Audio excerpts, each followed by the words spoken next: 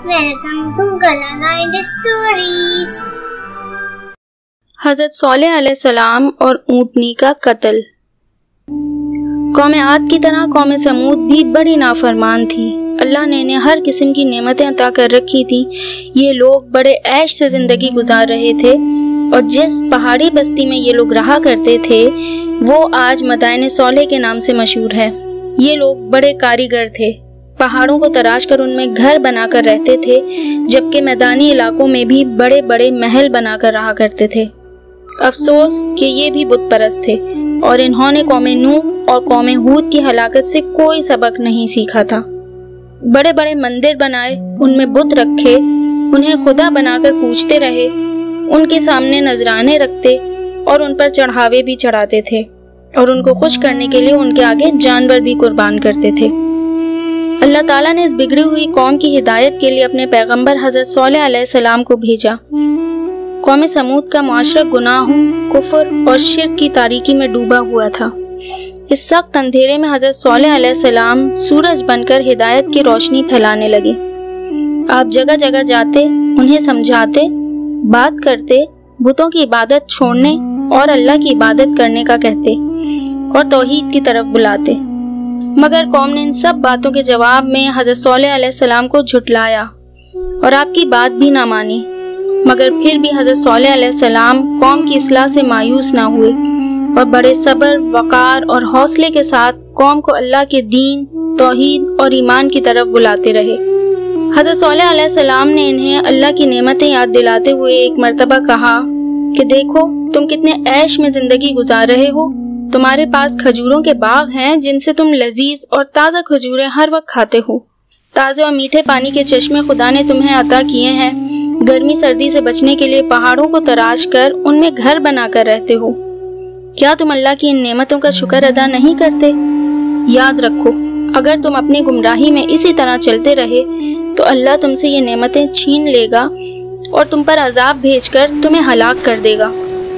حضرت صالح کی یہ نصیحتیں سن کر ایک شخص نے کھڑے ہو کر بڑے سخت لہجے میں کہا، اے جادوگر خاموش رہ، کیا ہم اپنے خداؤں کو چھوڑ کر اس خدا کی عبادت کرنے لگ جائیں جسے ہم نے کبھی دیکھا بھی نہیں ہے اور نہ ہی ہم جانتے ہیں؟ یہ تو بڑی بیہودہ بات ہے۔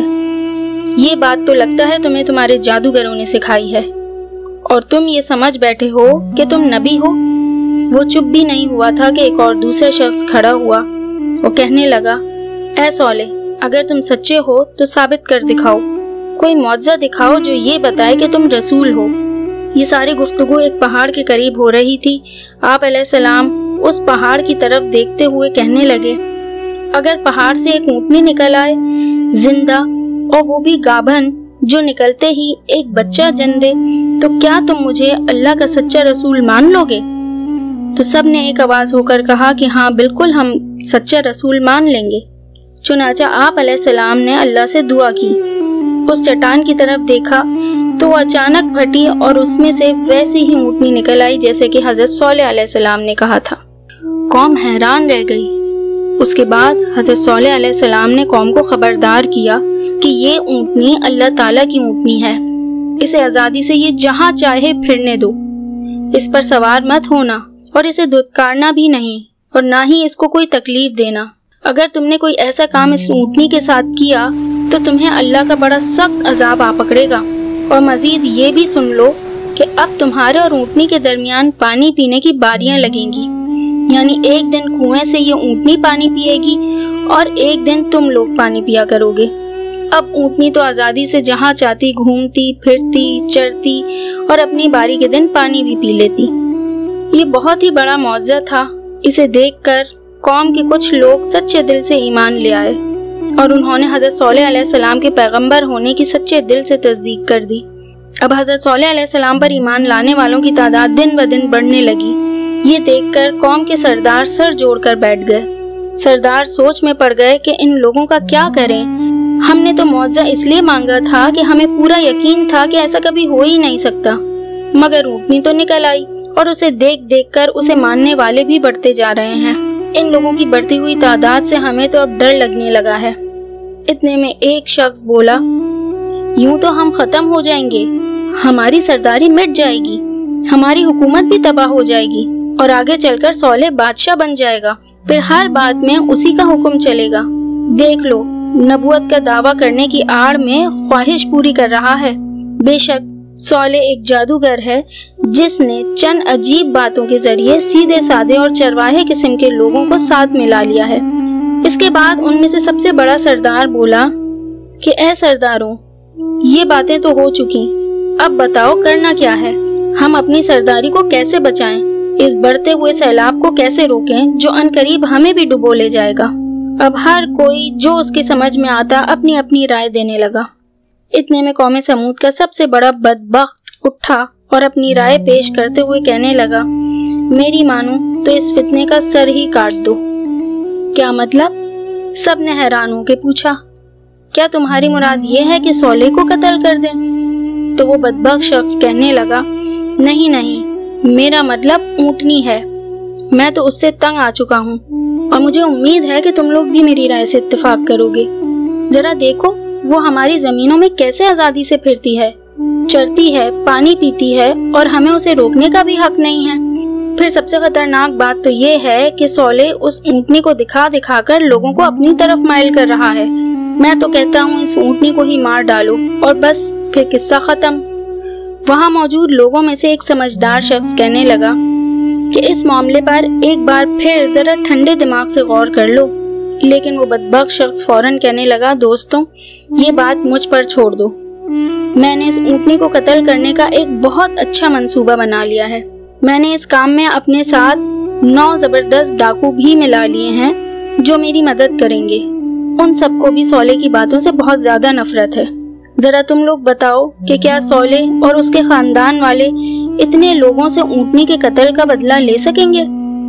ये तय करने के बाद सब अपने अपने घरों को चले गए। अगले दिन ये सब डाकू और बदमाश उस ऊँटनी के पीछे हो लिए कि जरा मुनासिब मौका मिले तो उसे कत्ल कर दें। आखिरकार मौका मिलने पर उन्होंने ऊँटनी का कत्ल कर दिया और उसे किसी जगह फेंक दिया। फिर जब हज़रत सॉलेह अलैहिस्सलाम के मानने वालों में से किसी ने उस ऊँटनी की लाश को देखा तो फौरन जाकर हज़रत सॉलेह अलैहिस्सलाम को इत्तला दी। आप अलैहिस्सलाम गम और गुस्से में भरे हुए वहां पहुंचे तो लाश के गिर्द जमा लोगों से कहा, तुम लोगों ने मेरी बात की मुखालफत की, मेरा हुक्म ना माना और अल्लाह के हुक्म की भी नाफरमानी की। तुम सब का नाश हो, ये तुम लोगों ने क्या किया? इस पर एक सरकश ने हंसते हुए और हज़रत सॉलेह अलैहिस्सलाम का मजाक उड़ाते हुए कहा, ऐ सॉलेह, तो फिर जल्दी से वो अजाब ले आओ ना जिससे तुम हमें डराया करते थे। अगर सच्चे हो तो कर दिखाओ।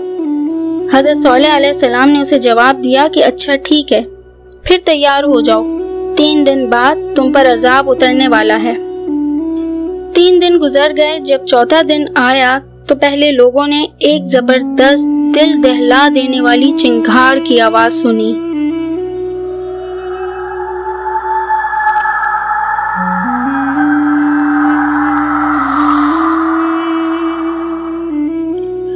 फिर बड़े जोर का जलजला शुरू हुआ।